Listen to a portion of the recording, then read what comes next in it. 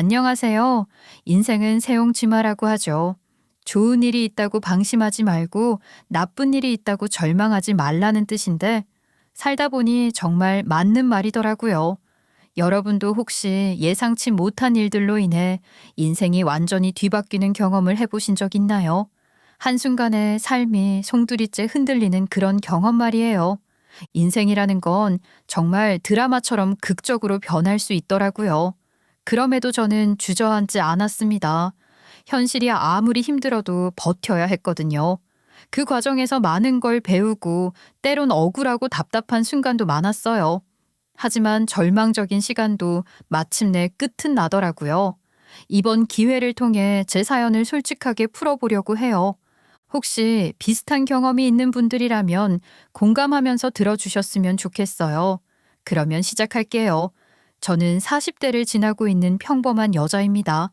남편이랑 둘이 오붓하게 살아가고 있어요. 저는 어릴 때는 꽤 잘 사는 편에 속했던 것 같아요. 우선 집에 마당이 있었어요. 사이즈가 컸기 때문에 친구들을 초대하면 항상 감탄했죠.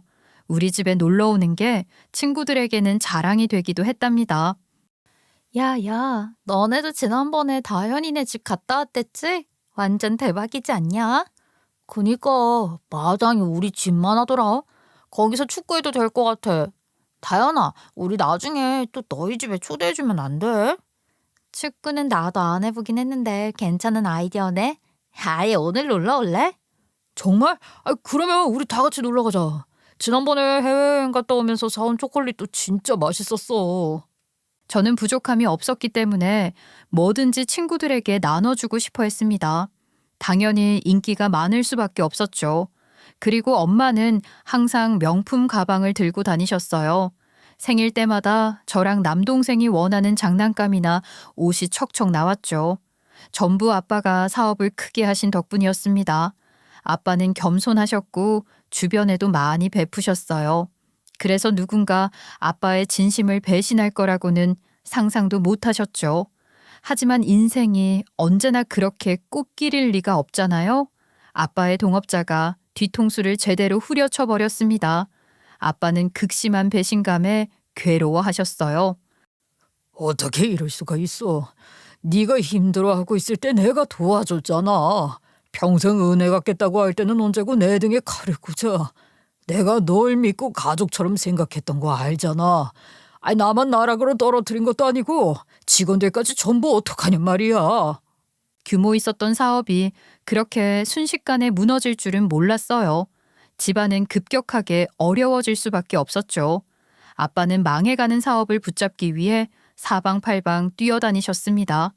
거래처에 애원하며 사정을 구했고 밤낮 없이 재건할 방법을 찾느라 집을 비우시더라고요. 그렇게 아빠는 마지막까지 발버둥 치셨지만 현실은 냉혹했어요. 결국 모든 노력이 수포로 돌아가고 만 거예요. 아빠는 책임감을 강하게 느껴서 고통스러워 하시더군요.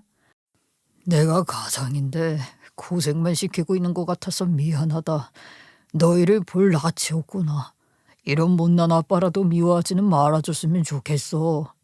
그게 무슨 말씀이세요? 아빠야말로 진짜 많이 힘드실 텐데 우리까지 신경 써주셔서 감사해요. 괜히 마음 아파하지 마세요. 그래요, 여보. 우리 가족 다 같이 일어서면 되지 않겠어요? 어디 아프지 않은 것만으로도 다행이에요. 그러니까 맘 약하게 먹지 말자고요. 우리는 아빠를 진심으로 위로했습니다. 하지만 아빠는 죄책감이 많이 드셨나 봐요. 결국 스스로 세상을 등지셨거든요. 엄마는 바닥에 주저앉아 소리 내어 우셨어요. 저와 남동생 역시 숨이 넘어가도록 오열했죠. 무슨 말을 해야 하는지도 모르겠더라고요. 슬픔에 휩싸여서 그저 가슴이 찢어질 것 같았거든요.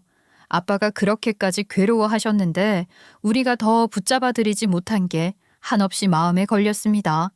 결국 엄마는 홀로 어렵게 저와 남동생을 키우셔야 했어요. 저는 원래 선생님들 사이에서도 집안이 부유하다는 소문이 자자했거든요. 그래서 총애받는 편이었고 반장도 도맡아 했어요. 그런데 집안이 가난해지고 나니까 완전 선생님들 사이에서 눈칫밥 신세로 전락하고 말더라고요. 여전히 친구들 사이에서는 인기가 많았기 때문에 투표로 반장이 되기도 했는데요. 선생님이 눈치를 주셔서 스스로 사퇴한 적도 있었습니다. 다연아, 친구들이랑 사이좋게 지내는 모습은 너무 보기 좋아. 하지만 집안도 어려우면서 반장 자리 차지하는 건 좀 아니지 않니? 네? 그게 무슨 말씀이세요, 선생님? 반장이랑 집안이 어려워진 거랑 무슨 관련이 있는 건가요? 반장이라는 자리는 단순히 친구들 사이에서 인기 많은 사람을 뽑는 게 아니라 학급 분위기를 주도할 수 있어야 하잖니? 너는 지금 너희 집 분위기 생각하기도 급급할 텐데 반장까지 가져가는 건 욕심인 것 같구나. 엄마는 원래 가녀린 분이셨어요. 하지만 저랑 남동생을 키우기 위해 이를 악물고 생활전선에 뛰어드셨습니다. 하루가 멀다 하고 허드렛 일을 하셨죠. 새벽에는 시장에서 나물 다듬는 일로 하루를 시작하시더라고요. 그리고 낮에는 식당에서 설거지를 하셨고 저녁에는 빌딩 청소를 하셨죠. 도저히 상상도 안 되는 스케줄인데 엄마는 감당해내셨습니다. 몸이 부서질 듯 피곤하셨겠지만 한 푼이라도 더 벌어야 한다고 생각하셨던 거겠죠. 엄마의 손은 항상 불어터져 있었고요. 조금만 걸어도 허리를 두드리셨어요. 그래도 엄마는 단 한 번도 힘들다는 말씀을 꺼내지 않으셨습니다. 저는 헌신하시는 엄마를 보면서 마음이 찢어지더라고요. 뭐라도 도와드리고 싶었는데 엄마는 원하지 않으셨어요. 그래서 공부라도 열심히 해서 효도해야겠다고 결심했죠. 그런데 운명의 장난은 멈추지 않았습니다. 남동생이 악성 림프종에 걸리게 된 거예요. 집안 사정도 쑥대밭인데 남동생까지 아프게 되니 엄마는 일을 그만두시고 간호에 매달릴 수밖에 없었어요. 결국 저는 생활비와 남동생을 위해 중학교를 졸업하기도 전에 일자리를 구했습니다. 너도 아직 어린데 벌써 이렇게 돼서 너무 미안하다. 엄마가 많이 부족해서 그래. 아직 학교에 다니면서 공부에 힘써야 할 나이인데 어쩌면 좋으니. 엄마도 저희를 포기하지 않으시고 돌봐주셨잖아요. 우리는 가족이니까 서로 미안해할 필요도 없어요. 그냥 이번에는 제 차례라고 생각해요. 그니까 지훈이 간호에 집중하시면 돼요. 엄마는 제가 일에 뛰어든다고 하니 마음 아파하셨습니다. 하지만 저는 가족들을 위해서라면 못할 것도 없다고 생각했어요. 그렇게 저는 일을 가리지 않았는데요. 엄마가 해내셨으니 저도 해내겠다고 마음을 먹었지만 쉽지 않더라고요. 남몰래 울기도 많이 울었어요. 제가 눈에 띄게 어렸다 보니까 무시하는 사람들도 많았고 곤란한 상황도 많이 겪었거든요. 그러던 어느 날 공장에서 일하다가 사고가 났어요. 잘못 맞아서 한쪽 눈이 거의 실명하고 만 거예요. 저까지 병원을 다니기에는 비용이 걸려서 제대로 치료받지도 못했답니다. 그래도 당장 죽는 것도 아니고 잘 보이는 한쪽 눈이 남아있기는 하니까 버텨냈어요. 당연히 양쪽 눈이 모두 환할 때랑 차이가 생겼고 불편했지만 세상에 저만 아픈 것도 아니잖아요. 그렇게 치열하게 살다 보니 남동생도 완치 판정을 받았습니다. 우리 셋이 살아갈 집도 구할 수 있었죠. 다만 퇴원하고 와서 엄마랑 남동생이 제 상태를 알게 됐을 때는 진짜 난리도 아니었어요. 누나, 왜 지금까지 말 안 했어? 도대체 언제부터였던 건데 왜 병원에 제대로 안 갔어? 그냥 어쩌다 보니 이렇게 된 거야. 신경 쓰지 않아도 돼. 이제 다 적응돼서 크게 불편하지 않아. 괜찮으니까 걱정하지 마라. 괜찮기는 뭐가 괜찮다는 거야. 누나 눈 그렇게 된 거 다 나 때문인 거잖아. 학교에만 있었으면 다칠 일도 없었을 텐데 돈 벌겠다고 나갔다가 다친 거잖아. 어떻게 지금까지 아무 말도 안 하고 숨겼던 거니? 나는 엄마 자격도 없는 것 같다. 내 딸이 세상을 절반만 보고 있을 줄도 몰랐으니까. 저는 지훈이가 살아난 것만으로도 다행이라고 생각해요. 이제 우리 가족 다시 같이 살게 됐으니까 슬픈 일은 넘어가자고요. 저는 의젓한 태도를 보였지만 엄마와 남동생은 저를 부둥켜 안고 펑펑 울었습니다. 그때서야 저도 눈물이 나긴 하더라고요. 그렇게 남동생은 일상으로 돌아와 열심히 공부했어요. 그리고 세월이 흘러 규모 있는 회사에 취업도 했죠. 남동생 덕분에 우리 집은 일으켜 세워질 수 있었습니다. 남동생은 월급 받자마자 저한테 공장을 그만두라며 난리를 치더라고요. 누나는 나한테 목숨을 구해준 은인이란 말이야. 이제 그냥 몸 편하게 집에서 쉬어. 더 이상은 누나가 고생하는 모습 보기 싫어. 괜히 부담스러워하지 말았으면 해. 저는 남동생에게 기대기 미안했지만 계속해서 호소하길래 관둘 수밖에 없었어요. 꼭 남동생이 제 자식 같고 효도를 받는 기분이 들더라고요. 그렇게 저는 여유를 찾았지만 남들 같은 일상을 누리는 건 사치라고 생각했습니다. 당연히 결혼은 꿈도 안 꿨죠. 한쪽 눈이 거의 안 보이고 중학교도 안 나왔는데 누가 여자로 봐줄 리 없었으니까요. 그런데 일상이 너무 무료한 거예요. 제대로 된 일자리는 구할 수 없고 몸이 고생하는 일을 시작하는 건 가족들이 극구 반대하는 상황이었습니다. 그래서 저는 고민 끝에 늦은 나이지만 중졸 검정고시를 준비해 보기로 마음먹었어요. 남들은 책만 읽고 가도 된다던데 저는 너무 늦은 나이에 공부를 다시 시작하는 거라 겁나더군요. 그런데 이런 제 사정을 들은 이웃분이 학원 강사라는 지인을 소개시켜 주셨습니다. 사실상 과외를 듣게 된 거죠. 학원 강사는 저랑 또래였어요. 제가 이 나이 먹고도 헤매고 있으니 답답할 만도 하잖아요. 하지만 엄청 자상하게 가르쳐 주더라고요. 선생님, 죄송합니다. 제가 너무 모르는 게 많죠. 예습을 하고 오는데도 너무 못 따라가는 것 같네요. 천천히 해도 돼요. 누가 쫓아오는 것도 아니잖아요. 느리더라도 한 걸음 한 걸음 나아가면 결국 도착할 수 있을 거예요. 덕분에 저는 마음의 여유를 갖고 배울 수 있었습니다. 그렇게 사담도 나누게 됐는데요. 제 인생을 대단하게 생각해 주더라고요. 얼마나 고마웠는지 몰라요. 덕분에 검정고시도 무사히 합격할 수 있었죠. 학원 강사는 중졸 검정고시를 붙고 나니까 고졸 검정고시도 도전해보자고 격려해줬습니다. 저는 한없는 다정을 받다 보니까 점점 호감이 생기더라고요. 그런데 제가 일반적인 남자한테 호감을 갖는 건 말이 안 되잖아요. 어차피 상처받을 것 같으니까 거리를 두자고 마음먹었습니다. 그런데 오히려 적극적으로 다가오는 거예요. 말도 안 된다고 생각해서 밀어내려고 했죠. 선생님, 나중에 가서 후회하실 수도 있어요. 우리 나이가 적은 것도 아닌데 연애 노릇만 할 수는 없잖아요. 저는 한쪽 눈도 잘 안 보이고요. 가방끈도 선생님보다 훨씬 짧아요. 우리는 분명히 안 어울릴 사이라고요. 가방끈이야 언제든 도전할 수 있는 거고 한쪽 눈 다친 건 잘못을 저지른 것도 아니잖아요. 왜 스스로 작아지려고 해요? 저는 그쪽이 좋아요. 멋지고 감동스러운 고백에 저는 마음이 녹아내리는 것 같았습니다. 덕분에 용기 내서 교제를 결심할 수 있었죠. 그렇게 우리는 애정이 충만한 시간을 보내다가 결혼에도 골인했어요. 남편은 시부모님이 일찍 돌아가셔서 서방님과 남다르게 돈독했는데요.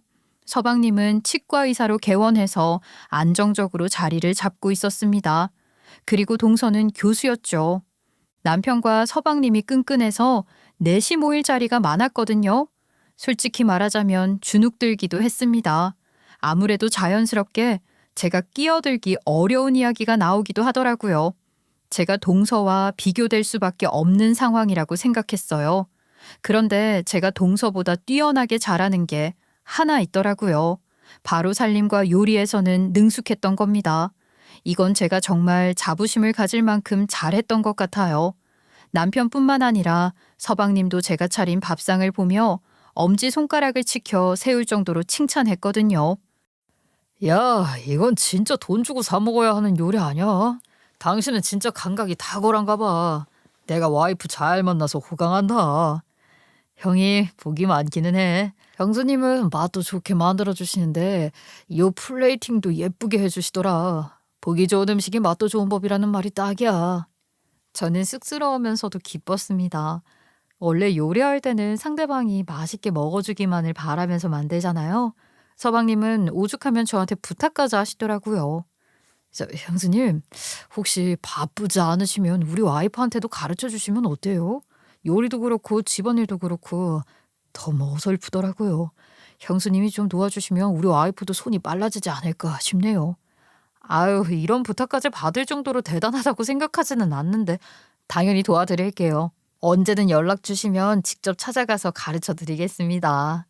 저는 흔쾌히 서방님의 부탁을 받아들였어요. 이 기회에 동서랑 친해지기도 하면 좋을 것 같았거든요. 남편이랑 서방님이 워낙 친밀하니까 우리도 사이좋게 지내면 힘이 되잖아요. 그런데 동서는 코웃음을 치더라고요. 아, 누가 요즘 시대에 이런 걸 배우기까지 해요? 요리는 필요하면 사 먹으면 되고 집안일도 사람 부르면 되잖아요. 남들한테 평가받는 것도 아닌데 괜히 공들일 필요 없다고 생각해요. 시간만 아깝잖아요. 딱 봐도 저한테 배우고 싶지 않은 눈치였습니다. 서방님은 무척 아쉬워하셨는데요. 제가 강요할 수는 없는 노릇이었어요. 그런데 동서가 말로는 거절했지만 막상 마음에 걸렸나 봐요. 아무래도 서방님이 눈에 띄게 우리 남편을 부러워했으니까요. 저한테 문화센터를 같이 등록하자고 하더라고요. 이탈리아 요리를 배우려고 한댔죠. 솔직히 처음에는 의아하다는 생각이 들었습니다. 굳이 어색한 사이인데 같이 배우러 다닐 이유가 없으니까요. 저보다는 친구들이랑 같이 배우는 게 훨씬 편하지 않겠어요? 하지만 저도 한식 위주로 요리를 해왔던 터라 제대로 이탈리아 요리를 배워볼 기회라고 생각했습니다. 그래서 동서의 제안을 적극적으로 받아들였어요. 그런데 동서는 저도 이탈리아 요리는 처음이니까 같이 허둥지둥하는 모습을 볼 줄 알았나 봐요. 원래 기본기라는 게 잘 장착되어 있으면 얼마든지 응용도 가능한 법이잖아요. 저는 요리 선생님에게 칭찬을 받았습니다. 와, 정말 대단하세요. 제가 하나를 가르쳐 드리면 열을 익히시는 것 같아요. 감각이 뛰어나신데요. 원래 요리 좀 하시나 봐요. 빠르게 이해해 주시고 센스도 있으신 편이네요. 요리 선생님이 저를 주목하시니까 동서는 약간 기분 나빠하는 것 같더라고요. 표정이 심상치 않은 게 뻔히 다 보였습니다. 그리고 저를 노려보는 것처럼 바라보더군요. 저는 신경 쓰지 않고 수업에 집중하려고 했어요. 뜨거운 물을 다루기도 하고 칼을 사용하니까 괜히 집중을 놓치면 다칠 수도 있으니까요. 그런데 요리 이름이 이탈리아어로 되어 있었거든요. 어쨌든 스펠링이기는 했습니다. 하지만 제가 처음 가는 수업이라 지나치게 긴장했는지 잘못 읽은 거예요. 다행히 요리 선생님이나 다른 분들은 이해한다는 반응이었어요. 그런데 동서가 기회를 잡았다는 듯이 그냥 넘어가지 않더라고요. 요리만 기막히게 하시면 어떡해요. 본인이 뭘 만드는지도 모르는데 남들한테 해줄 수는 있겠어요? 먹는 것만 좋아하지 마시고 교양을 좀 기르셔야겠네요. 동서는 그 많은 강남 사모님들 앞에서 저한테 창피를 줬습니다. 교수라서 그런지 목소리도 커서 얼마나 얼굴이 뜨거웠는지 모르겠어요. 그래도 한 번만 그랬을 때는 참았죠. 그런데 이탈리아 요리 수업을 들으러 갈 때마다 저를 우습게 만들더라고요. 형님, 이건 뭐라고 읽어야 하게요? 제가 살면서 수많은 사람을 만나봤는데요. 형님같이 발음하시는 분 정말 처음 봐요. 이거는 뭐 한국에서도 못 알아듣고 이탈리아에서도 못 알아듣는 해괴한 요리 이름이겠는데요. 아하, 맞다, 맞다. 아주버님 도움 아니었으면 초졸될 뻔했다고 하셨죠? 그러면 또 이런 발음을 이해해 드려야죠. 시도 때도 없이 이탈리아어를 들이밀면서 읽어보게 만들었습니다. 대놓고 저를 무식한 사람으로 만들어서 웃음거리로 전락시키려던 거예요. 당연히 저도 참을 수 없이 화가 나더라고요. 더 이상 동서를 가만히 놔두지 않고 큰 코 다치게 만들어줘야겠다고 다짐했습니다. 이제는 윗사람으로서 자비를 베풀어 줄 필요가 없었으니까요. 그래서 다음 수업 때 동서가 수업에 오는 강남 사모님들 뒷담을 한 명씩 하고 있었거든요. 특히 강남에서 영어 유치원 하신다는 동서 또래의 원장님 욕을 그렇게 많이 했어요. 그래서 저는 강남 사모님들이 하나둘씩 수업에 도착하시길래 폭로했습니다. 동서, 괜히 나중에 가서 사모님들 씹을 생각하지 말고 이리로 와요. 아까 뭐랬더라? 화장만 두껍고 예쁘지는 않아서 우습댔나? 또 뭐랬지? 유치원이나 운영하는 멍청한 게 있는 척한다고 했나? 아무튼 저는 진짜 동서가 쌍스럽게 말할 때마다 이 가슴이 철렁 내려앉아요. 괜히 씹을 거리 찾지 말고 옆으로 와서 가만히 있어요. 동서는 얼굴이 새파랗게 질리더라고요. 강남 사모님들 역시 표정이 싸늘하게 굳었죠. 동서는 그렇게 뒷담하면서도 강남 사모님들하고 인맥을 쌓기 위해 노력해왔거든요. 하지만 공든 탑이 무너지는 순간이었습니다. 강남 사모님들도 그동안 동서를 고깝게 여기셨나 봐요. 바로 손절당하더라고요. 솔직히 속이 후련해서 기분 좋게 귀가했어요. 동서는 제 앞에서는 얼굴을 들지도 못하고 쥐구멍에 숨을 것처럼 굴더니 집에 가서 서방님한테 고자질한 것 같았습니다. 제가 본인을 창피줬다고 난리친 것 같았죠. 하지만 서방님은 오히려 제 편을 들어주면서 연락 주셨어요. 형수님이 우리 철없는 와이프 데리고 요리 배우시느라 고생 많으시네요. 괜히 자기가 입 함부로 놀려놓고 왜 난리를 치는지 모르겠어요. 형수님이 그렇게 강경하게 대처하신 이유가 있을 거라고 생각해요. 신경 쓰이게 만들어서 죄송합니다. 서방님이 저를 나무라기는커녕 사과까지 해서 아마 동서는 약 좀 올랐을 거예요. 그 후로는 이탈리아 요리 수업도 전부 불참했거든요. 저만 편하고 성실하게 배웠습니다. 그리고 저는 거기서 익힌 걸로 남편에게 요리를 해줬어요. 남편은 너무 입맛에 잘 맞다면서 입이 닳도록 칭찬해 주더라고요. 의미 있게 배운 것 같아서 너무 기분이 좋았죠. 그래서 서방님 부부도 초대해서 요리를 해줬답니다. 서방님도 우리 남편을 부러워하면서 어떻게 이런 걸 그냥 집에서 먹을 수 있겠냐고 칭찬을 아끼지 않더라고요. 그렇게 따뜻하고 훈훈한 분위기가 이어지고 있었는데요. 역시나 동서는 몹시 기분이 나빴나 봐요. 저한테 또 가짜는 시비를 걸더라고요. 이 요리가 뭔지는 알고 먹어야 하지 않겠어요? 형님, 이게 뭔지 이름 좀 알려주세요. 아니, 다 배우셨으니까 말씀하실 수 있을 거잖아요. 저는 요리 선생님에게 배웠으니까 당당하게 이름을 언급했습니다. 그런데 동서는 기다렸다는 듯이 깔깔거리면서 비웃더라고요. 발음이 그게 뭐예요? 형님은 발전이 없으시네요. 요리의 맛만 구현해내면 뭐해요? 답도 없는 발음으로 말하면 이게 뭔지 알아들을 수 있는 사람이 누가 있겠냐고요. 저야말로 동서가 발전 없는 인간으로 느껴졌습니다. 저만 있는 것도 아니고 제 남편까지 있는 자리에서 조롱하고 있었으니까요. 당연히 남편은 정색하더라고요. 지금 여기 있는 사람들 다 알아들었는데 그게 무슨 말이에요? 배우려고 노력하는 사람에게 그런 식으로 싹을 자르려고 하면 안 되는 거죠. 아이 그래, 당신 무슨 말을 그렇게 해? 진짜 웃기라고 짓거리는 거야? 발음을 원어민처럼 구사해야만 외국어를 사용할 수 있는 거라면 이 세상에 대화할 수 있는 사람이 몇이나 되겠어? 서방님까지 동서를 나무랐습니다. 아주 그냥 든든하더라고요. 저 역시 참지 않고 덧붙여서 일갈해줬죠. 이탈리아 유학 다녀오셨다는 문화센터 선생님도 제 발음 알아들으시던데요. 동서는 요리랑 거리가 멀어서 그런가 요리 이름도 어려운가 봐요. 원래 아는 만큼 보이고 들리는 법이니까요. 동서는 자기 편 하나 없고 저한테 한 방 맞기까지 해서 자존심 제대로 상한 것 같았습니다. 결국 우리 사이의 갈등은 점점 쌓여갈 수밖에 없었죠. 그렇게 저랑 동서가 만나기만 하면 서로 으르렁거리니까 남편과 서방님은 자리를 만들었습니다. 같은 동네에 살다 보니까 마트에 가거나 산책하다가 우연히 부딪히기도 했는데요. 그때마다 저랑 동서는 서로 고개를 돌리고 있었거든요. 게다가 한 번은 같은 계산대에서 마주쳤는데 동서가 거칠게 한숨을 내뱉더니 일부러 카트를 끌고 다른 줄로 가버리더라고요. 분명히 남편과 서방님 모두 난처했을 거예요. 아무래도 남편과 서방님은 각별하고 사이 좋은 형제니까요. 시부모님도 안 계신 상황에서 각자 배우자들이 엇나가니 마음이 안 좋았을 겁니다. 저는 솔직히 동서만 생각하면 이가 갈렸어요.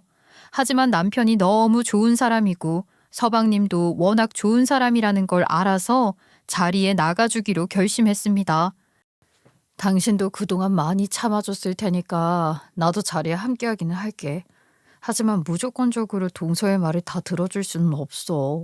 그것만은 미리 이해해줬으면 좋겠다. 당연하지. 나는 누구보다 당신 남편이잖아. 우리도 무조건 긍정적인 결말만 생각하면서 자리를 만드는 건 아니야. 결과가 마음 같지 않더라도 어쩔 수 없다고 생각해. 그냥 가족이니까 노력이나 해보고 싶어. 남편이 가족끼리 의상하는 것 같으니까 제 눈치를 많이 봤거든요. 그래서 마음이 아팠습니다. 남편은 제 상처를 부드럽게 감싸준 사람이잖아요. 괜히 저를 조심스럽게 대하고 서방님과 통화하는 것조차 집 밖으로 나가서 받는 게 신경이 쓰이더라고요. 그래서 가만히 있을 수만은 없다고 생각한 거예요. 남편은 자리에 나가기 전날까지도 저를 달래줬습니다. 당신이 원하지 않는다면 안 나가도 돼. 무리하지 마. 우리가 무슨 파티를 연 것도 아니고 그냥 가족끼리 만나는 자리 만든 거니까 당장이라도 취소할 수 있거든. 남편이 저한테 충분히 생각할 시간을 계속해서 줬기 때문에 더욱더 성의를 보이고 싶었습니다. 그리고 어쨌든 동서도 자리에 나온다면 저랑 화해하려는 마음이 있기는 한 거잖아요. 원래 아무리 가족이라고 해도 서로 투닥투닥거리면서 살아가는 법이니까 마음을 고쳐먹으면 좋을 것 같기는 했어요. 그렇게 우리는 사자대면을 했습니다. 어쩔 수 없이 분위기가 어색하더라고요. 그래서 저는 어쨌거나 윗사람이니까 먼저 입을 열었어요. 솔직히 이렇게 자리를 갖게 된 게 좀 민망하긴 하네요. 동서도 저랑 화해하고 싶으니까 나온 거죠? 우리 가족끼리 너무 삐걱거리면서 살 수는 없잖아요. 저는 남편 내조하는 게 제 역할이라 생각하고 최선을 다하고 있어요. 그러니까 괜히 라이벌 의식 같은 거 가질 필요 없다고 생각해요. 동서는 이미 충분히 멋지게 바깥에서 교수로 지내고 있잖아요. 동서도 만약 집안일을 배우고 싶은 마음이 있다면 전 언제든지 도와줄 수 있어요.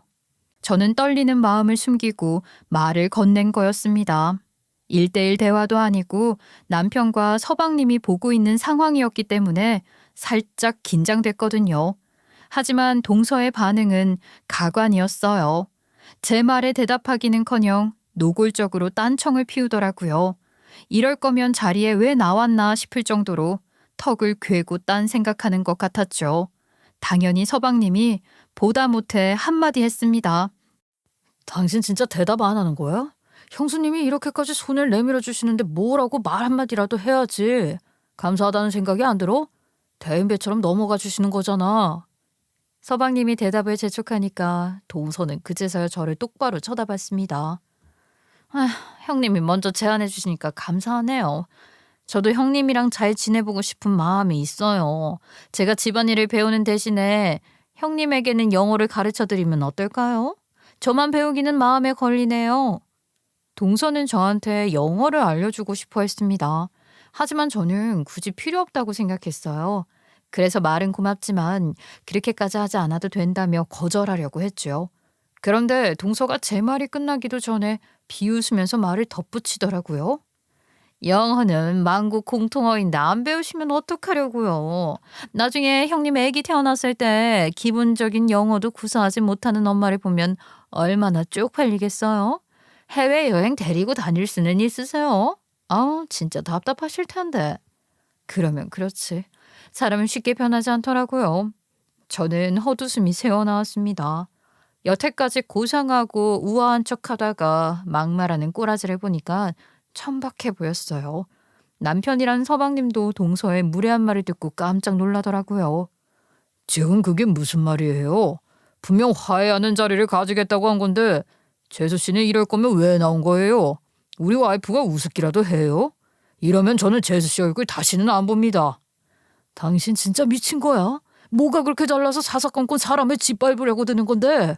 내가 당신 때문에 우리 형하고 형수님 볼 낯이 없어. 당신 때문에 의좋은 형제까지 갈라질 수 있다고. 왜 그렇게 철없이 사는 거야? 남편과 서방님은 번갈아 분노를 표출했습니다. 하지만 동서는 아랑곳하지 않더라고요.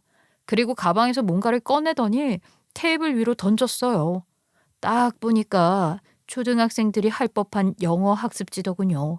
동서는 계속해서 저를 얕잡아 봤어요. 이거 뭔지는 아시죠? 우리 조카가 쓰던 거예요. 근데 형님한테 딱 맞는 수준일 것 같더라고요. 조카가 유치해서 버리겠다고 하는 걸 일부러 가져왔어요. 형님은 이 수준부터 차근차근 올라가셔야 하잖아요. 이거 다 맞추시면 제가 500만 원 드릴게요. 동서는 단단히 마음먹고 저를 상대하러 나온 것 같았습니다. 애초에 저와의 관계를 개선하는 건 관심도 없었던 거죠. 아무리 그래도 서방님까지 곤란하게 만드는 건데 제정신인가 싶더라고요.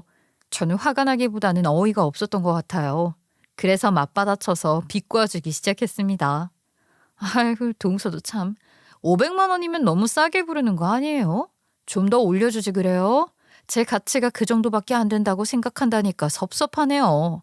아니면 동서가 당장 낼 수 있는 돈이 딱 그것뿐인가? 형님은 하도 집에만 틀어박혀 있으니까 세상 물정 모르시나 본데요. 세상 좀 돌아다녀 보세요. 500만 원이 어디 땅 파서 나오는 돈 같으신가 보죠? 동서는 제가 아무것도 모르면서 집안일만이 최선인 사람인 줄 알더라고요. 저는 이대로 물러설 수 없다고 생각했습니다. 기어코 본때를 보여줘야겠다고 결심한 거예요. 저는 표정 하나 바꾸지 않고 동서를 뚫어져라 쳐다보면서 유창하게 영어를 구사했어요. 동서가 던진 학습지 따위는 지루하다는 듯이 맞춰나갔죠. 제가 문장을 쭉쭉 내뱉었더니 동서가 당황하는 것 같더라고요. 그리고 저는 테이블을 손가락으로 툭툭 건드리면서 웃었습니다. 동서 귀가 뚫려 있다면 지금까지 잘 들었죠? 제가 세상 물정 모른다고 하기에는 동서보다 훨씬 인생이 다사다난했을 거예요. 그러니까 이제 500만 원이나 내놔요. 설마 제가 틀렸다고 할 수는 없을 거잖아요? 저는 발음까지 지적하지 못하도록 혀를 굴려가며 당당하게 말했습니다. 동서는 얼굴이 하얗게 질리더니 입을 떡 벌린 채로 아무 말도 하지 못하더라고요.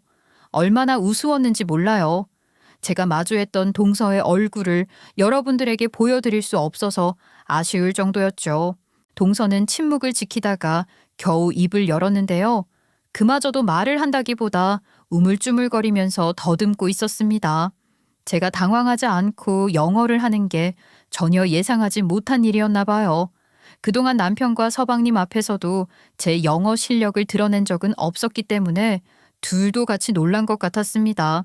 특히 남편이 감탄하면서 칭찬을 아끼지 않더라고요. 당신 그동안 집에 있으면서 집안일만 한 거 아니었어? 언제 이렇게 공부까지 한 거야? 당신 정말 대단한 사람이야. 존경스러울 정도라고. 집안일 하는 것만으로도 너무 고되었을 텐데. 저는 남편과 눈을 마주치면서 미소를 지었습니다. 결혼 전에 남편 덕분에 용기 내서 공부했던 시간들이 떠오르더라고요. 사실 저는 집안 일로도 충분히 바쁘기는 했는데요.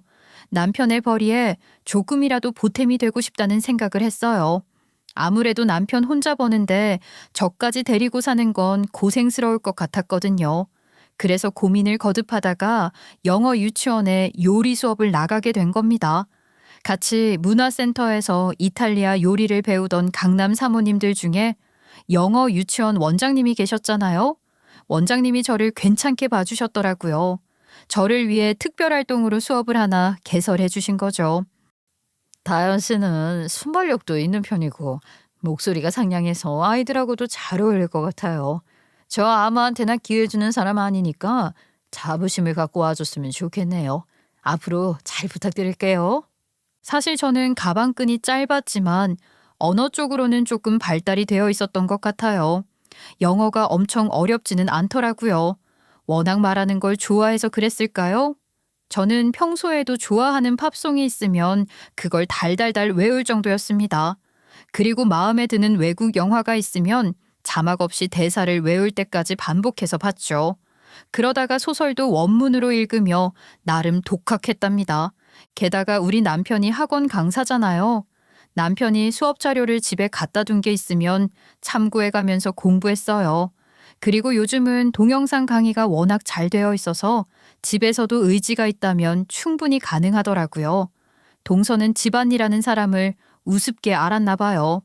제가 발전 없이 살아가는 사람이라고 생각했던 거죠.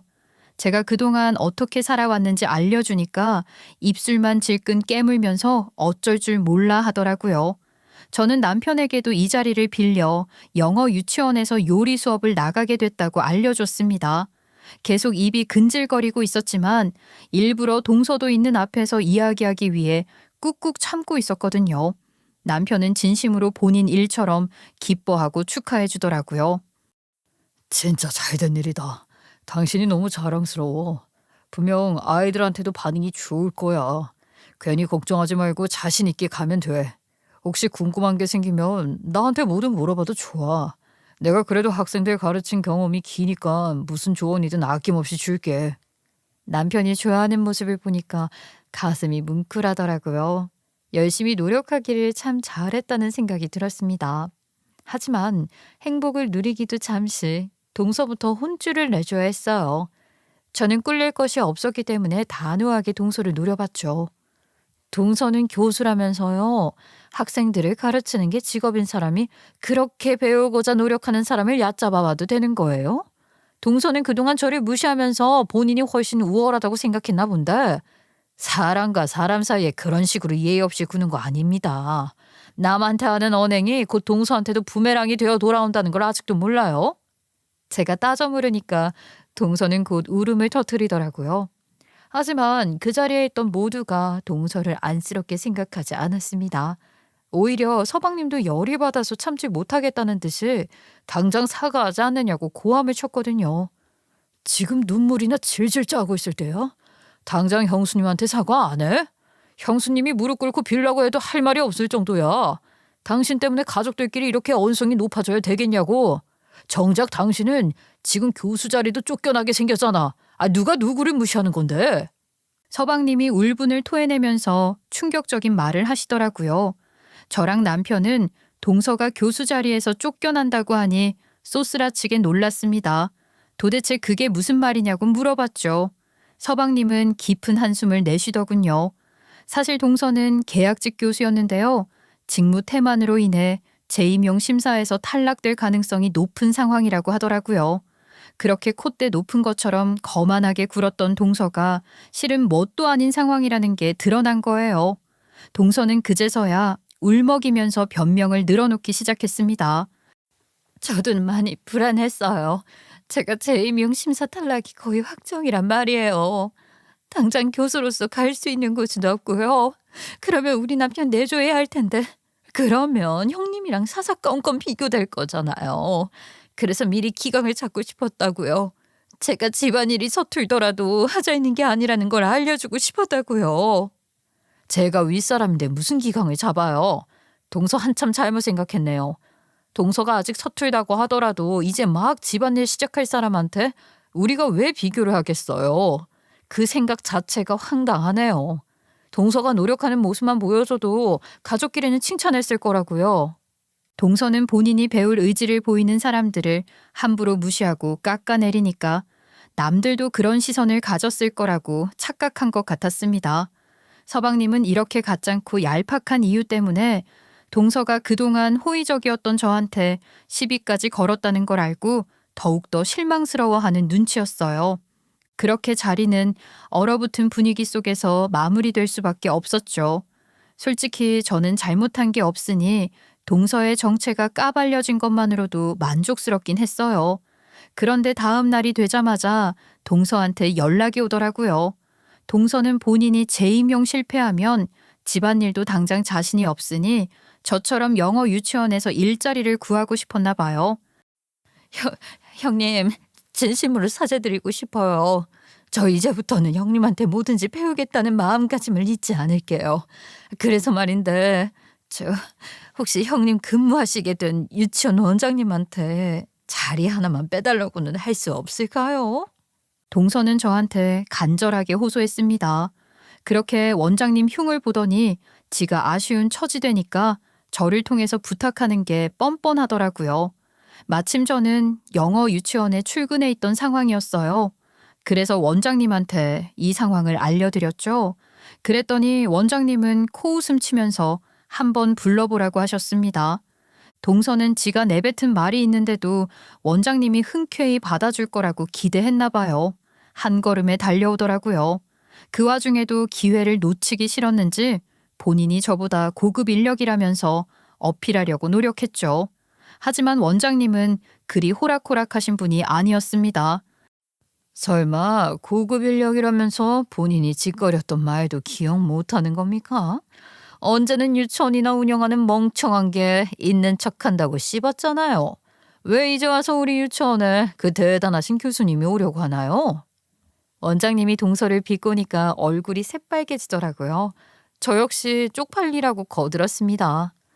동서, 그렇게 수준 안 맞다고 무시하더니 왜 저랑 같은 직장에서 일하려고 하는 거예요? 여기서 이럴 게 아니고 대학 가서 빌어봐요. 그렇게 고급 인력이라는데 아까운 인재면 붙잡지 않겠어요? 동서는 완전히 기가 죽었습니다. 저한테 진지하게 사과하더라고요. 형님, 제가 잘못 생각해왔던 것 같다고 했잖아요. 얼마나 오만했는지 깨달아서 너무 부끄러워요. 다시는 함부로 무시하지 않을게요. 형님뿐만 아니라 살아가면서 어떤 사람을 만나든 멋대로 판단하지 않겠어요. 동서는 다시 한번 눈물을 흘렸습니다. 서방님이 별거 하자는 이야기까지 한다고 하더라고요. 저한테 말 좀 잘해달라며 호소했죠. 괜히 저 때문에 서방님이 이혼하시는 건가 싶어서 마음이 걸렸어요. 그래서 저는 나중에 따로 서방님에게 왜 그런 거냐고 물어봤죠. 형수님 때문에 그러는 게 아니니까 너무 걱정하지 마세요. 그 사람이 인성에 문제가 많은 것 같아서 계속 염려하고 있었거든요. 나중에 애들을 낳아봤자 교육 다 망칠 것 같아서 고민 중이에요. 개가천선할 수 있을지도 모르겠네요. 결국 동서는 모든 걸 잃을 위기에 처했던 겁니다. 본인이 저지른 만행에 대한 대가를 치러야 하는 상황이 온 거예요. 그렇게 서방님은 동서와의 별거를 강행했어요. 동서는 이럴 수 없다면서 붙잡기 위해 노력했지만 서방님이 강경하게 나왔다고 하더라고요. 집 비밀번호까지 바꿔서 동서는 별거를 받아들일 수밖에 없었대요. 결국 동서 친정에서도 한 번만 다시 생각할 수 있도록 도와달라며 저한테까지 연락을 했습니다. 겉으로는 용서를 구하는 것 같았는데요. 그 핏줄이 어디 안 가기는 하더라고요. 우리 딸은 너무 큰 실례를 저지른 것 같아서 죄송한 마음이에요. 허락만 하신다면 직접 찾아뵙고 사과를 드리고 싶네요. 그래도 이해해 주시면 안 될까요? 우리 딸이 처음부터 나쁜 사람은 아니고요. 그쪽이랑 비교당하니까 자존심은 상할 만했던 것 같아요. 아무래도 학력에 들인 공이 다르잖아요. 동서가 왜 그렇게 싸가지 없이 살았는지 이제야 그 해답을 찾았네요. 이게 저한테 서방님 마음 설득할 수 있도록 도와달라는 태도 맞나요? 동서는 지금까지 어디 가서 뺨 한 대 안 맞은 걸 다행인 줄 알아야 해요. 그 말버릇부터 고치라고 하세요. 저는 동서 친정과 더 이상 말이 통하지 않는다는 걸 깨닫고 전화를 끊어버렸습니다. 뭐 이런 집안이 다 있나 싶더라고요. 동서는 결국 모두가 예상했듯이 재임용 심사에서도 보기 좋게 떨어지고 말았어요. 그리고 동서는 애초에 본인 능력이 대단해서 교수가 된 게 아니었대요. 친정을 통해 인맥으로 낙하산 타고 들어갔던 거죠.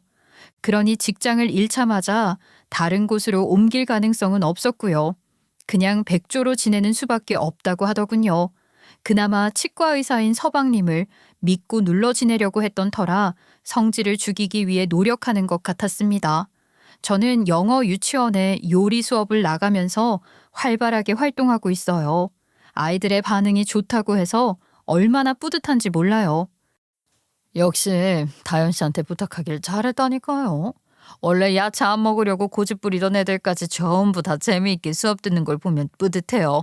수업 구성도 다양하고 알차게 준비해줘서 고마워요. 우리 유치원에 오래 나와줬으면 좋겠어요. 진짜 책임감을 갖고 있어요. 사실 경력이 그럴듯하게 있던 것도 아닌데 원장님이 좋게 봐주셔서 기쁘더라고요. 앞으로도 원장님이 쌓아오신 명성에 누가 되지 않도록 힘쓸 거예요. 약속드리겠습니다. 한 번은 다른 영어 유치원에서 수업 나와줄 수 있냐는 제안이 들어오기도 했는데요. 저는 나름 의리를 지키고 싶어서 거절했습니다. 저를 처음 믿어주신 분에게 최대한의 노력으로 보답하고 싶으니까요. 저는 학부모님들까지 긍정적인 반응을 얻고 있는데요. 그렇다고 해서 안주하지 않으려고 합니다. 더욱더 즐거운 수업을 구성하고 싶어서 남편에게 조언을 구하기도 하죠. 남편은 어떻게 하면 집중력이 조금이라도 더 유지될 수 있을지 아끼지 않고 적극적으로 알려줘요. 정말 좋은 사람을 만났다는 걸 다시 한번 실감하게 되곤 하죠. 남편의 응원을 받아서 저도 힘낼 수 있는 것 같아요.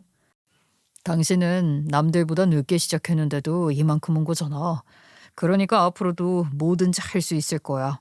어렵게 느껴지는 부분이 있더라도 절대로 포기하지 마. 분명 당신이 시간을 들이면 가치가 있는 답이 돌아올 거니까. 당신이 내 남편이라 정말 다행이다. 내가 부족한 부분이 있을 때마다 자상하게 다독여줘서 고마울 뿐이야. 앞으로도 많이 물어볼 테니까 귀찮아하지 말고 잘 알려줘. 나도 포기하지 않고 내가 할 수 있는 일들 만들어 나갈게. 요즘은 더할 나위 없이 행복한 일상을 보내는 것 같아요. 제가 영어 유치원에 나가고 있다고 하니 엄마와 남동생도 진심으로 기뻐해 줬거든요. 제가 하고 싶은 일을 하고 있을 뿐인데 가족들이 즐거워한다는 게 감동스럽더라고요. 이 긍정적인 에너지를 꼭 어린이들한테 나눠주고 싶어요. 그리고 서방님은 결국 동서를 그냥 데리고 살기로 했습니다. 동서의 친정에서 싹싹 빌었거든요. 저랑 남편은 서방님의 결정을 존중하기로 했어요. 의아하게 생각하실 분들도 계실 텐데 동서가 진짜 다시 태어난 것처럼 바뀌었답니다. 동서의 친정에서 눈물 쏙 빠지도록 혼쭐이 난 건지 완전히 기가 죽어서 기강이 바짝 잡혀 돌아왔더라고요. 저랑 만날 때마다 동서는 거의 시녀처럼 저자세로 바짝 엎드려요. 같이 밥을 먹게 되면 저부터 챙기더군요. 무슨 명령이라도 받은 것처럼 물을 따라주는데 깜짝 놀랐습니다. 게다가 같이 쇼핑을 가자고 제안도 하더라고요. 제 쇼핑백까지 죄다 들어주는 걸 보고 우리 동서가 맞나 의심스러울 정도였어요. 동서의 태도가 너무 갑작스럽게 돌변하니까 적응이 안 되네요. 이러고 또 나중에 가서 학습지 가져올 건 아니죠? 아유, 그럼요. 제 목숨을 걸고 타시는 길은 지나갈 거예요.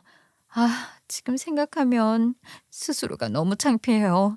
저 진짜 노력할 테니까 형님도 믿어주셨으면 좋겠어요. 지난 시간 나쁘게 굴었던 만큼 반성해서 좋은 모습 보여드릴게요. 제가 짓궂게 허를 찌르니까 동서는 허둥지둥 대답했습니다. 어지간히 서방님한테 밉보일까봐 쫄은 것 같더라고요. 그렇게 동서의 교수 자리는 아예 물 건너갔어요. 이제는 그나마 어설프게 집안일을 배우고 있죠.